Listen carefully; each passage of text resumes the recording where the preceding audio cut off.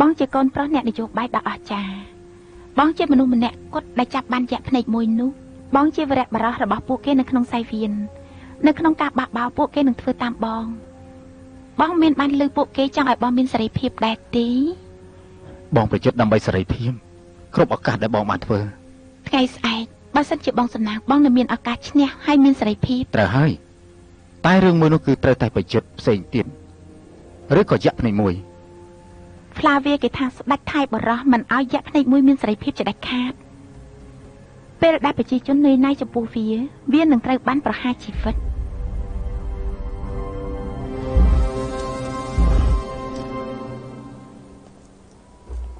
ភាពស្មោះត្រង់គឺជាការទះដៃពិភពមនុស្សវ៉ាកូដំបូងកូដេនជាវរៈបរោះហើយក្រោយមកម៉ាខូក៏ខ្លាយទៅជាទីពេញចិត្តរបស់ពួកគេមួយរំពេច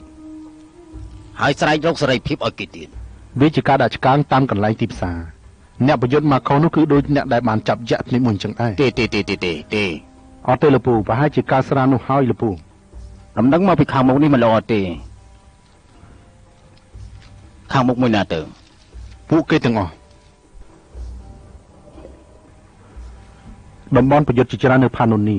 កំពុងតែទាមទារបងប្រាក់ដោយទាហានប្រចាំនៅរាជវាំងនេះដែរហើយមានជំរុំបះបោរមួយនៅឡាម៉ង់យើងគិតថាពួកគេចង់បានលុយទៀតហើយអាក្រក់ជាងនេះទៀតពួកគេបាត់បង់ជំនឿលើពូហើយ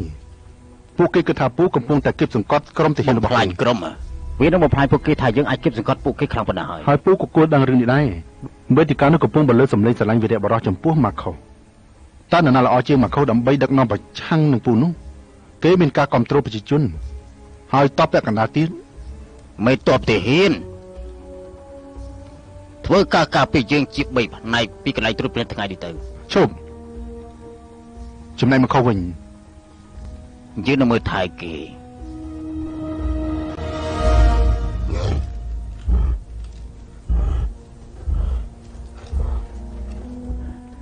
យ៉ាប់ភ្នែកមួយ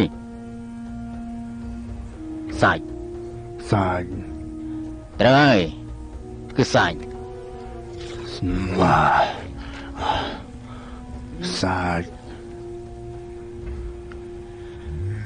យ៉ាប់ភ្នែកមួយថ្ងៃស្អែកនេះ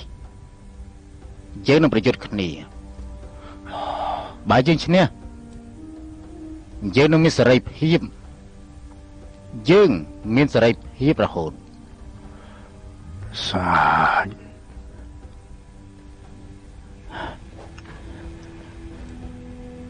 ប្រយុទ្ធសម្លាប់ឈ្នះយើងនឹងមានសេរីភាពយើងមានសេរីភាពទេគ្មានសាច់ទេរួចខ្លួន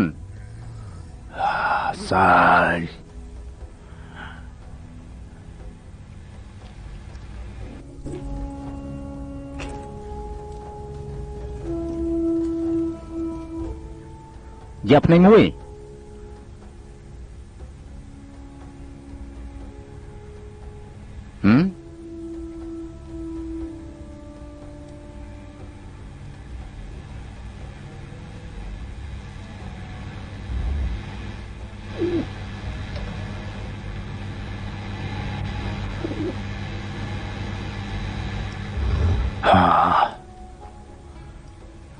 រួចខ្លួន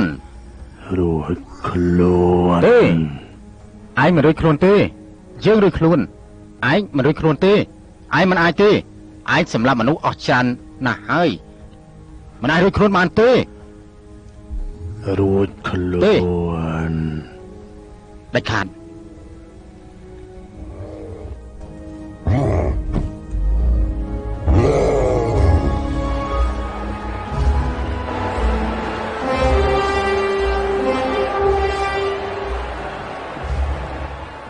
ពលរដ្ឋរ៉ូមទាំងអស់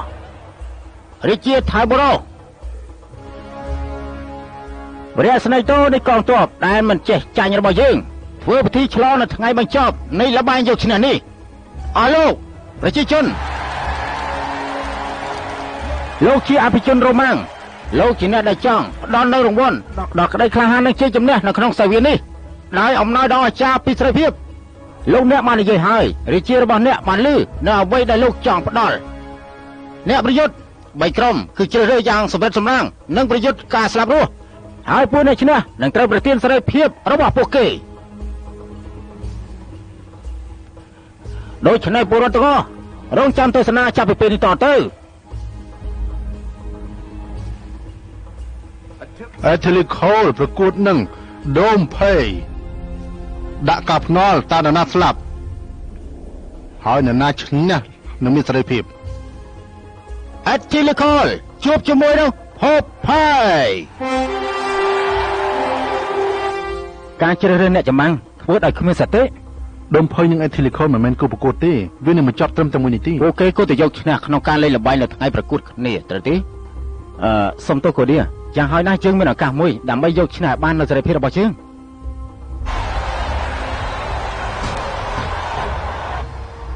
ម៉ាខូគេថាត្រូវតែឲ្យបងប្រយុទ្ធផ្លាវាថាបើសិនជាគេមិនឲ្យបងនោះទេគេប្រកាសជាគ្មានអ្នកណាមើលទេ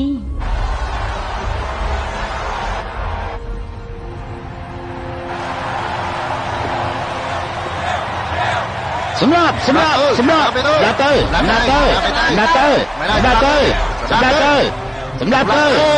ៅ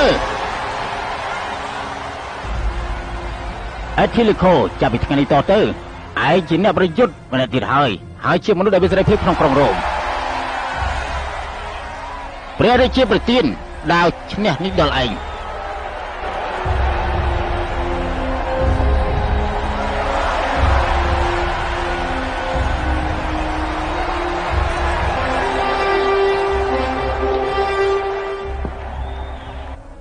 ហើយអ្នកប្រយុទ្ធបន្តទៀតគឺ Guardian និង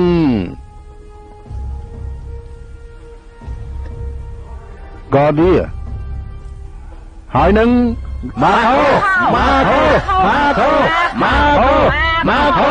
Marco Guardian ប្រកួតជាមួយនឹង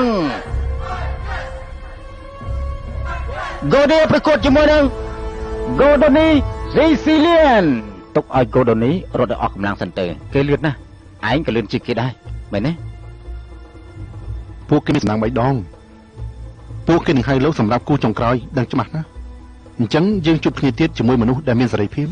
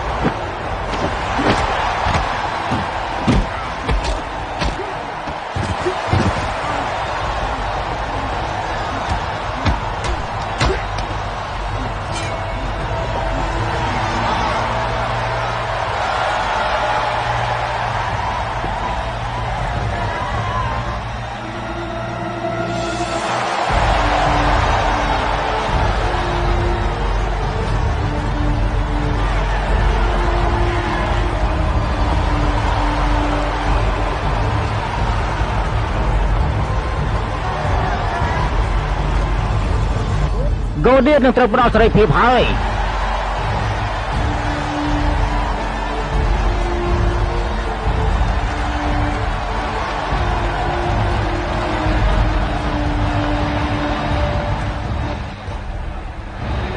ពលរដ្ឋនឹងមានសេរីភាពគូប្រយុទ្ធចុងក្រោយសម្រាប់ការដែលថ្លៃថ្នូរបំផុតឬក៏សេរីប្រកបដោយកិត្តិយសតែរវាងMarco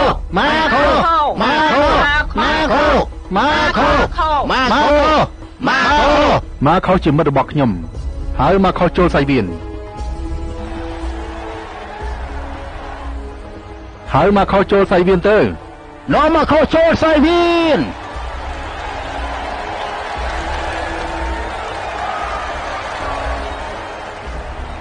ម៉ាខោប្រយុទ្ធជាមួយយៈភ្នែកមួយម៉ាខូប្រកួតនឹងយៈភ្នែកមួយ